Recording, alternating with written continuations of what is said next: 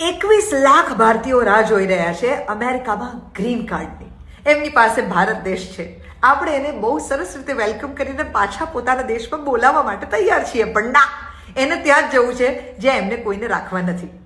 આવું માત્ર ત્યાંના લોકોનું નથી, આવું ભારતીયોને દુનિયાના અનેક દેશોની અંદર અત્યારે જોવા મળી રહ્યું છે. 2024માં ભારતીયોએ 662 કરોડ રૂપિયા ગુમાવ્યા છે એમને વિઝા ના મળ્યા. એમાં એમની ફીસ બધી ડૂબી ગઈ છે. અત્યારે તમારે ઓસ્ટ્રેલિયા જવું હોય ને તો 100માંથી 30 જણાને ઓસ્ટ્રેલિયા ના પાડે છે કે ના, એ નથી આવવાનું. ન્યુઝીલેન્ડ 33 જણાને ના પાડે છે, યુકે 16% લોકોને ના પાડે છે, ને શેંગન 17% લોકોને ના પાડે છે. તોય આપણે હરક પદુડા નહીં હમ તો આએંગે, નહીં હમ તો આએંગે.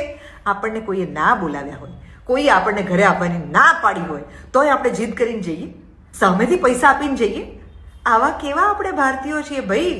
આપણી સંસ્કૃતિ કેવી જબરજસ્ત છે, આપણું વૈવિધ્ય કેટલું જબરજસ્ત છે, આપણી પાસે કેટલો અદ્ભુત ઇતિહાસ છે.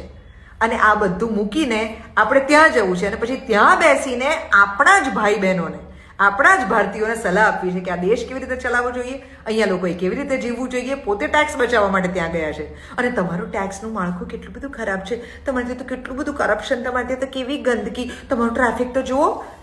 આવો બકવાસ અમારી જોડે કરશો જ નહીં. રિટર્ન ટિકિટ લઈને આવ્યા છો ને, બાય, સિઝન પૂરી થઈ ગઈ, જાઓ પાછા. હા, આવજો.